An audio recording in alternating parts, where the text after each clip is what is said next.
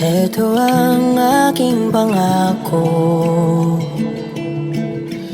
pag-ibig na di maglalaho. To be patient, to be kind and to be true, to love and to be loved by you.